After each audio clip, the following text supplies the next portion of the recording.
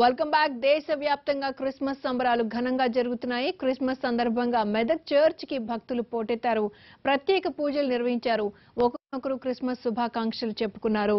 దీనిపై పూర్తి సమాచారాన్ని మా ప్రతినిధి ప్రవీణ్ అందిస్తారు. Over to Praveen. ప్రసిద్ధ మెదక్ చర్చి వద్ద క్రిస్మస్ సంబరాలు అంబరాన్ని తాకుతున్నాయి. పెద్ద సంఖ్య లోపల భక్తజన బృందం ఇక్కడికి వచ్చి ప్రత్యేక ప్రార్థనలో పాల్గొంటోంది. ప్రస్తుతం చర్చి ఆవరణ లోపల మనం చూస్తున్నాం. ఆసియా ఖండంలోనే రెండవ అతిపెద్ద చర్చి వద్ద క్రిస్మస్ సంబరాలు ఏ విధంగా కొనసాగుతున్నాయన్న దృశ్యాలను ప్రస్తుతం మనం ప్రత్యక్షంగా చూస్తున్నాం. ఉదయం నుండే ప్రత్యేక ప్రార్థనలు అనేవి ఇక్కడ ప్రారంభం కావడం జరిగింది. వేకువజామున రెవరెండ్ సాల్మాన్ రాజు ఆధ్వర్యం లోపల ఇక్కడ క్రీస్తు జన్మదిన వేడుకలు అనేది అంగరంగ వైభవంగా ప్రారంభం కావడం జరిగింది. శిలువను మోసుకొస్తూ చర్చి లోపలికి ప్రవేశించిన అనంతరం మొదటి ఆరాధన ప్రార్థనలు అనేవి ప్రారంభం కావడం జరిగింది. కొద్దిసేపటి క్రితమే మొదటి ఆరాధన ప్రార్థనలు ముగియడం జరిగింది.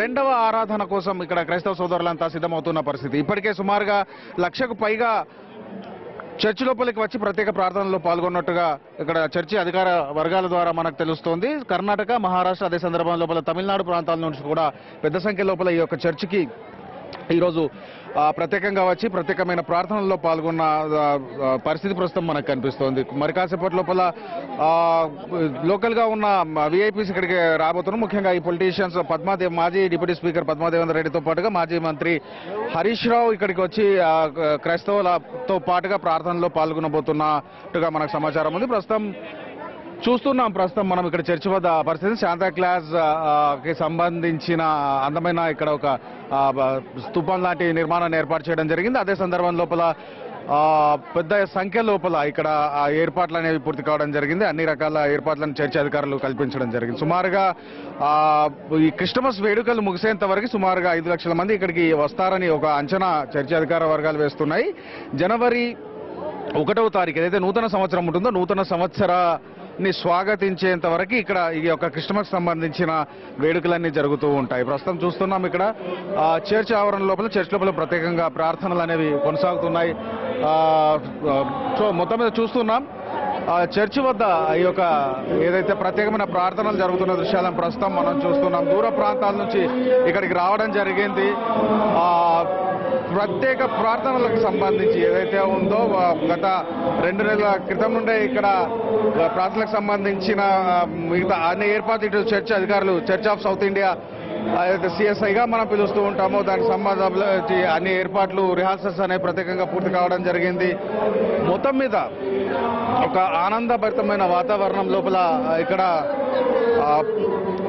క్రిస్మస్ సంబంధించిన సంబరాలు అయితే కొనసాగుతున్నాయని చెప్పవచ్చు.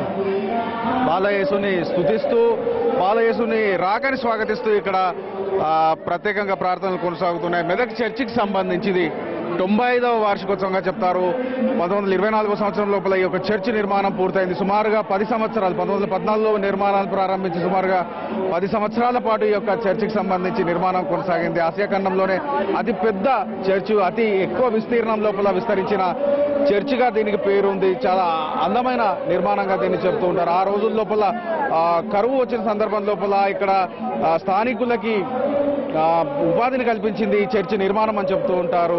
సో మొత్తం మీద ఇటు చారిత్రక పరంగా తీసుకున్న ఇటు ఈ ప్రాంతం లోపల దీని ప్రాధాన్యత అనేది మెదక్ చర్చికి సంబంధించి చాలా ఎక్కువ ప్రాధాన్యత ఉంటుంది. చాలా పెద్ద సంఖ్య లోపల దూర ప్రాంతాల నుంచి ఇక్కడికి రావడం జరుగుతుంది. వారంతా ఈ చర్చి లోపల ప్రత్యేకమైన ప్రార్థనలతో క్రిస్మస్ కి సంబంధించిన అన్ని రకాల ఇక్కడ వారు ప్రార్థనల లోపల పాల్గొంటూ ఉంటారు. సో హైదరాబాద్తో పాటుగా ఇటు దూర ప్రాంతాల నుంచి కూడా ఈ చర్చికి వచ్చి మొత్తం ఇక్కడ ప్రార్థనల్లో పాల్గొంటూ ఉంటారు. మొత్తం మీద క్రిస్మస్ సెలబ్రేషన్స్ ఏవైతే ఉన్నాయో మెదక్ చర్చి లోపల చేసుకోవడం చాలా ఆనందాన్ని ఇస్తూ ఉంటుందని క్రైస్తవ సోదరులు మనకు చెప్తూ ఇక్కడ ఉంటూ ఉంటారు. వారి ఫీలింగ్స్ ని పంచుకుంటూ ఉంటారు. మొత్తం మీద మెదక్ చర్చి లోపల క్రిస్మస్ సంబంధించిన ఏర్పాట్లన్నీ ఘనంగా జరిగిపోయాయి. పెద్ద సంఖ్య లోపల ఇక్కడ క్రైస్తవ సోదరులు రావడం జరిగింది. పెద్ద సంఖ్య లోపల వారు ఇక్కడ ప్రార్థనల్లో పాల్గొంటున్న పరిస్థితి ప్రస్తుతం మనకి ఇక్కడ ఉంది. విత్ కెమెరామెన్ రమేష్తో ప్రవీణ్ ఫర్ ఎన్టీవీ మెదక్.